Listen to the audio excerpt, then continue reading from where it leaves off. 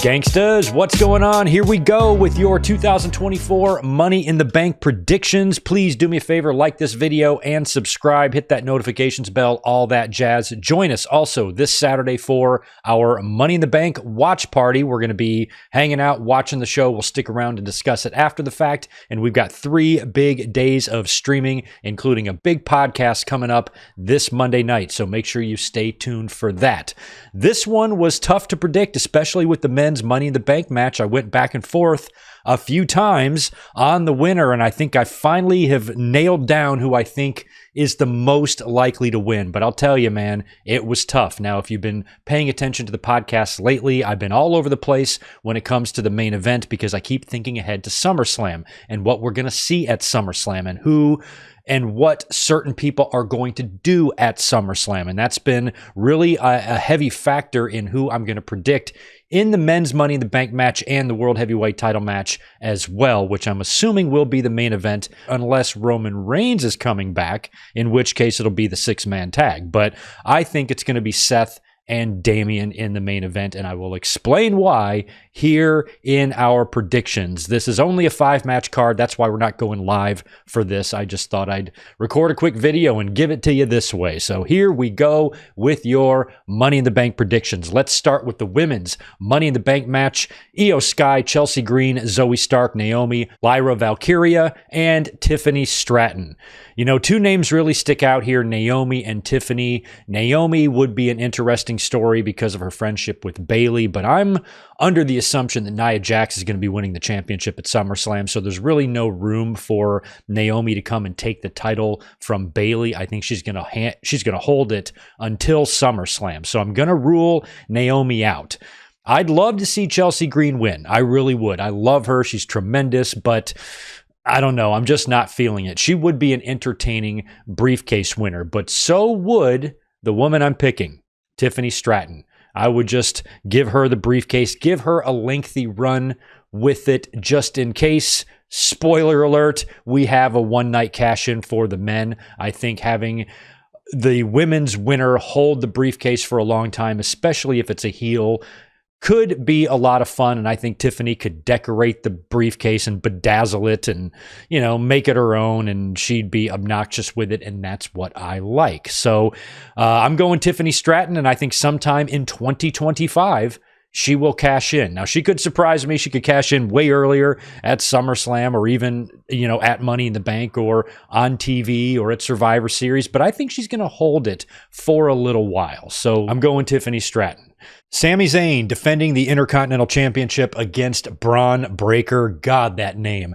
Now, I had this great idea for Ricochet, who we believed was going to still be under contract with WWE for a couple of more weeks. I had this idea of him showing up here and costing Braun Breaker the match, and then on Raw on Monday, Braun Breaker has a match with Ricochet and destroys him, and that's Ricochet's official exit from the company. However, it was reported this week by Fightful Select that Ricochet's contract was indeed up on July 1st. A lot of people were pointing out to me last week, hey, good mic work, Ricochet's been moved to the alumni section, and I'm like, that doesn't mean shit. If his contract's not up for a couple of more weeks, he can still show up, and I think it would be fun if Triple H had a little fun with this release. He's probably leaving on good terms. His fiance is their wonderful ring announcer who everybody loves. I'm sure it's in WWE's best interest to do business professionally with Ricochet and vice versa. So I don't think there's going to be any hard feelings here. I would hope not. Just business, you know? So it would be kind of fun if Triple H took advantage of the internet and said, okay, the internet believes Ricochet's gone, but we still contractually have him. So I'm going to have him cost Braun Breaker the match. Then Breaker kills him on Raw. Off to AEW he goes. And then Breaker can have his rematch for the Intercontinental title at SummerSlam, where he will win it. That was my great idea. Well, it sounds like that is not possible because Ricochet's contract was reportedly up on July 1st. That's likely accurate because contracts usually don't end in the middle of the month these days. And that would also explain why on June 30th, they moved him to the alumni section. So my Ricochet idea is out the door, but I'm just reminding you of it just in case they're going to give us the ultimate work or swerve here and he actually still does show up. But doesn't look like that's going to happen. But still, I don't know if Braun Breaker wins the Intercontinental Championship here. Now, it is in Toronto. That would be, heartbreaking for Sammy, especially if Breakker put a beating on him and beat him, maybe the way Brock Lesnar beat John Cena at SummerSlam in 2014 and did that in Canada. Great way to get Breakker over and whatnot, but I still don't feel like this is going to be it. I think Sammy's going to somehow get the win here. I don't know how. Braun Breakker seems unstoppable, and he does not seem beatable. He's not a guy that I would really want to see Sami Zayn get a quick roll-up pin on or anything like that, but I still think Sammy's going to somehow retain. So how does he do that? Maybe Otis runs out there and tries to help him and fucks up or something. I don't know. I don't know how they're going to do it. I'm not even totally sure if Sami Zayn's going to win per se. I just think Sami Zayn's going to make it out of the pay-per-view as Intercontinental Champion. So how do we do that?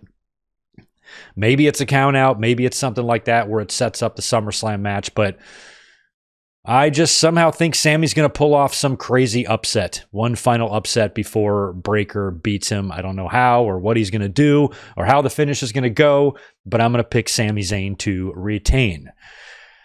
The six-man match is going to be interesting. We have Kevin Owens, Cody Rhodes, and Randy Orton taking on the Bloodline. Now, we assume it's going to be Solo Sikoa, Tonga Loa, and Tama Tonga, although they could chuck Fatu in there if they wanted to. But I think Jacob's going to stay out of this one. But he may not, actually, because I am going to predict the Bloodline to win. I think they have to here. They need a big win.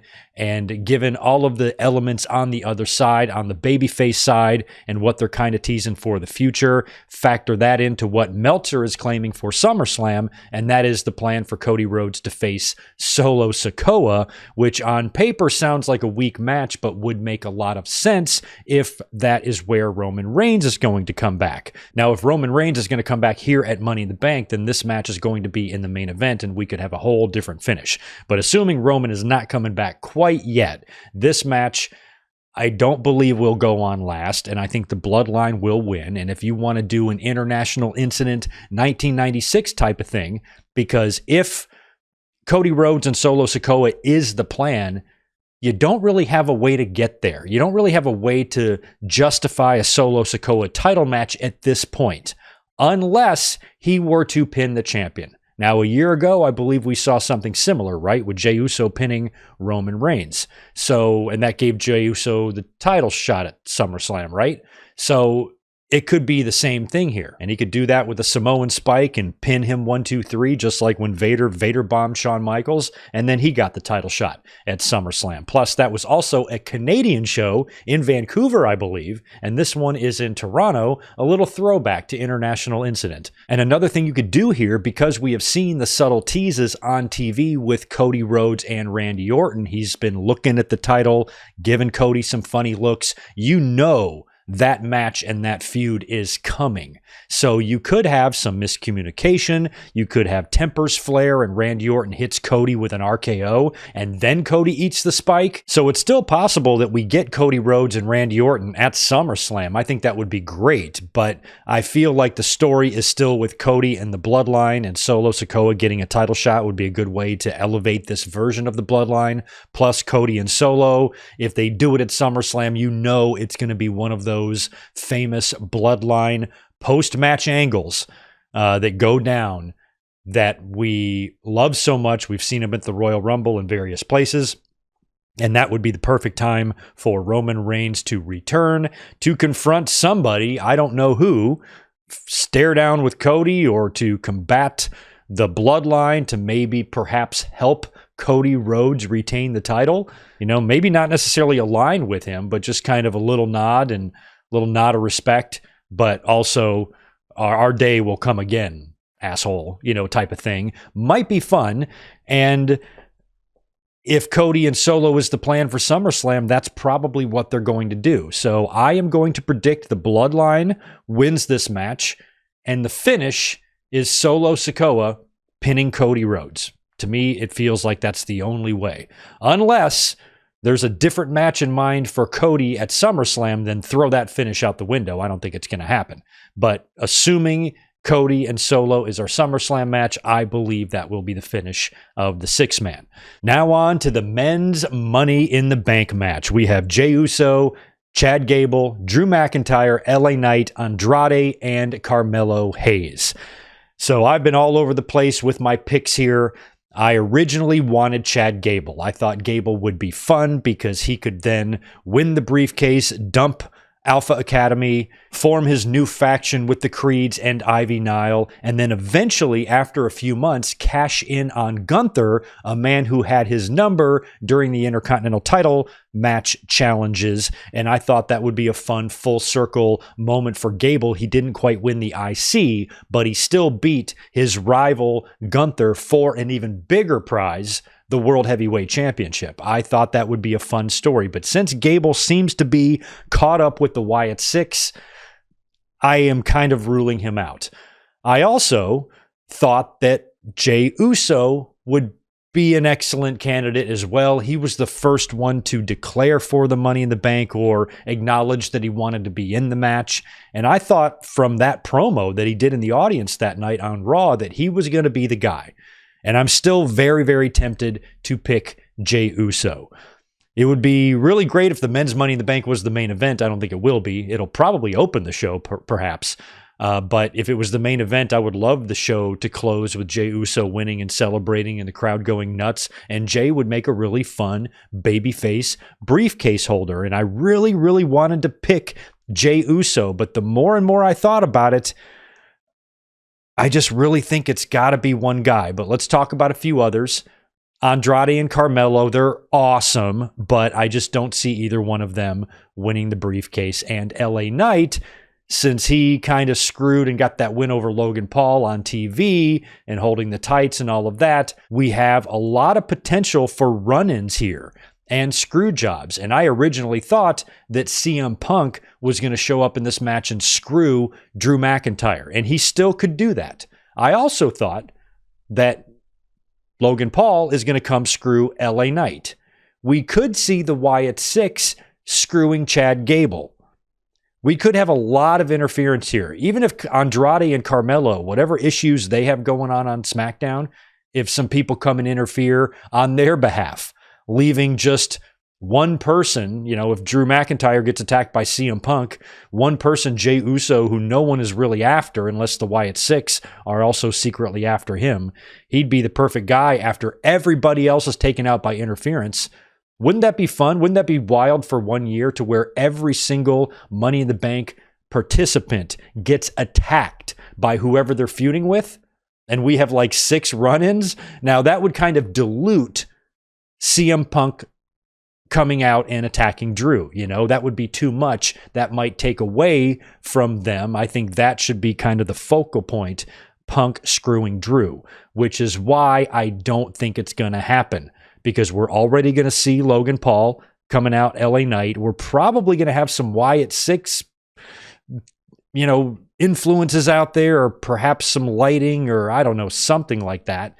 Maybe Sister Abigail or some smoke or something to creep out Chad Gable. I think that's really very possible. And at the end of the day, in my head, it was down to Jey Uso or Drew McIntyre. And I really kind of wanted to rule Drew McIntyre out because he kind of showed his hand. Here's what I'm going to do.